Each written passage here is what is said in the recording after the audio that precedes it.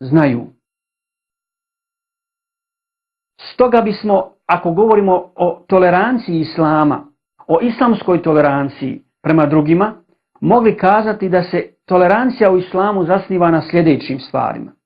Prvo, vjerovanje da je različitost dio Allahovog plana i volje. Drugo, Islam poštuje čovjeka kao čovjeka, dakle s obzirom na njegovu ljudskost, a ne s obzirom na nacionalnu pripadnost ili bilo koju drugu pripadnost. Osnova u Islamu za veze sa drugima je pravedan odnos i dobročinstvo. Allahova pravda važi za sve ljude podjednako. Četvrto, Islam priznaje slobodu vjerovanja i uvjerenja. I peto, Islam poziva na dijalog i međusobno upoznavanje i potpomaganje u dobru i čestitosti. Zato ćemo sada tačku po tačku obraditi i spomenuti kuranske primjere i primjere iz hadisa poslanika sallallahu alejhi ve sellem, a također iz prakse muslimana od početka, od Muhameda sallallahu alejhi ve sellem i njegovih ashaba pa do danas. Prvo, čovjek je odlikovan iznad drugih stvorenja. Dakle, Islam poštuje čovjeka kao čovjeka, s obzirom na tu njegovu ljudskost. Po Islamu čovjek je kruna Allahovog stvaranja. I Allah je čovjeka odlikovao iznad drugih stvorenja, odredio mu je posebnu ulogu na zemlji i zadužio ga emanetom koji su odbili nebesa i zemlja.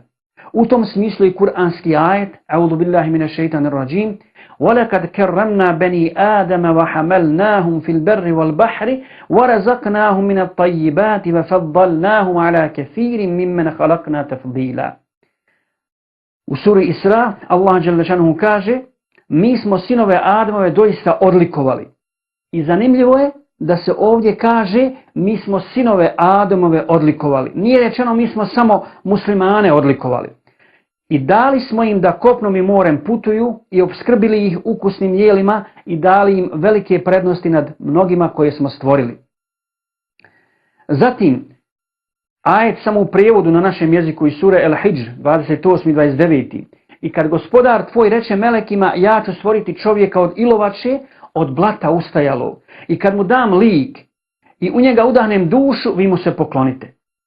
Ovi ajeti potvrđuju da je ta počast prema čovjeku dostigla takav stepen da je Allah naredio melekima da učine seđdu, da padnu ničice iz poštovanja prema čovjeku. Allah je stvorio čovjeka u najljepšem obliku i počinio mu sve što je stvorio. I to potvrđuje sljedeći ajet.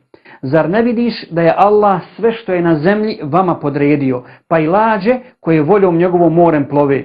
On drži ono što je na nebu da ne bi palo na zemlju, osim ako on to dopusti. Allah je uistinu prema ljudima blag i milostiv. A u jednom hadisi kutsiju stoji da je Allah subhanahu wa ta'ala rekao: čovječe, tebe sam stvorio radi sebe, a sve drugo sam stvorio radi tebe. Islam je, dakle, izjednačio ljude u njihovim osnovnim pravima i podigao ih na nivo nužnosti i naredbe koja se mora izvršavati i poštovati.